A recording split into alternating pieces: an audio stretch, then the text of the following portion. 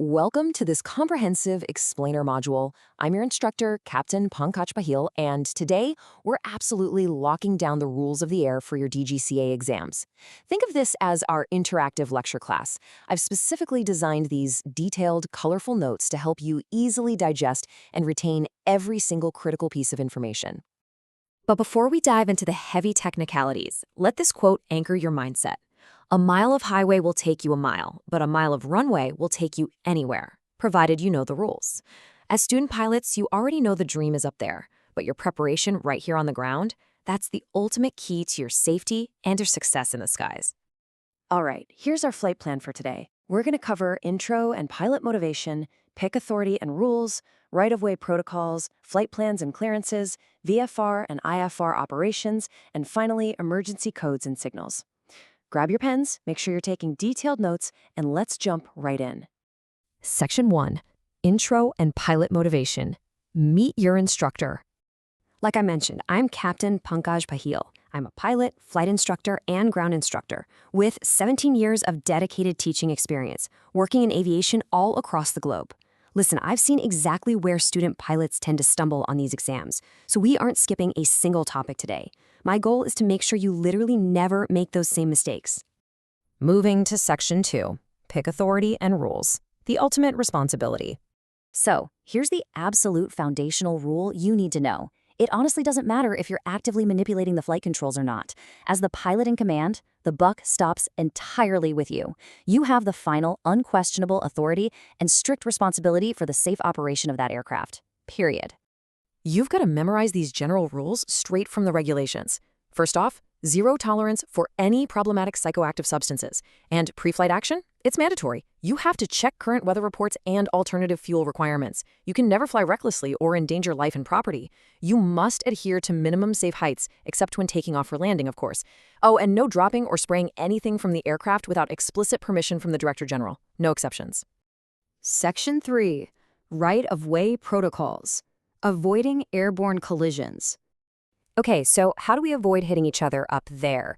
In a head-on approach, there's no second guessing. Both aircraft must immediately alter their heading to the right. If you're converging, the aircraft that has the other on its right side has to give way. And here's one that trips people up. If you're overtaking an aircraft from behind at an angle of less than 70 degrees, the guy you're overtaking actually has the right of way. You have to alter your course to the right to keep clear of them. Now, what happens at night? Navigation lights make this like a giant puzzle that's actually pretty easy to solve. Jot this down, because DGCA exams love testing relative bearings based on these lights. If you see a green light, you're good to go. You have the right of way. If you see a red light, you must give way and alter your course right. See both red and green? Brace yourself, because that aircraft is coming straight at you head on. And if you just see white, relax. They're simply flying away from you. Section 4. Flight plans and clearances. Filing and flying. Let's walk through the exact chronological sequence for your flight plan. Unless you have a specific exemption, you've got to submit your plan to the ATS unit at least 180 minutes. That's 3 full hours before your estimated off-block time. Once you're airborne, if anything significant changes, like your fuel endurance or passenger count, you report it immediately. And never, ever forget to close your flight plan upon arrival. Do it in person, via radio, or data link at the earliest possible moment so you don't trigger a massive, unnecessary search and rescue operation. Section 5. VFR and IFR operations. Meteorological conditions. So, what's the big difference here? Visual flight rules, or VFR, rely totally on your ability to look outside and stay out of the clouds. You need a ceiling greater than 450 meters, about 1,500 feet, and ground visibility of over 5 kilometers within control zones. Instrument flight rules, on the other hand, require certified navigation instruments. Under IFR, you're bound by strict minimum obstacle clearance altitudes, 600 meters over mountainous terrain and 300 meters everywhere else. Pay really close attention to this next part. Unless you have specific authorization from the ATS authority, you must absolutely memorize these VFR prohibitions. You cannot operate VFR above flight level 150. No transonic or supersonic speeds, sorry speed demons, and you can't venture more than 100 nautical miles out to sea within controlled airspace. Section 6. Emergency codes and signals. Communication in crises. All right, imagine you're in the cockpit and things go sideways. Your transponder is your absolute lifeline to air traffic control. Squawking 7700 instantly signals a grave distress or mayday situation. 7500 means unlawful interference, like a hijacking, and 7600 alerts ATC that you've suffered a complete radio communications failure.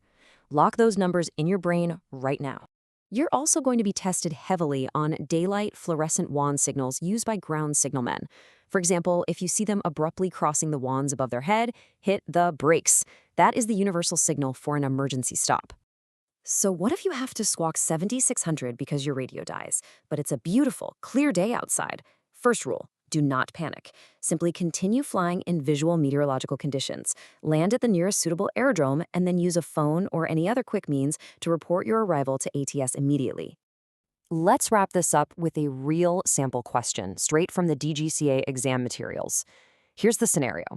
While on an IFR flight, you have an emergency that forces you to deviate from an ATC clearance.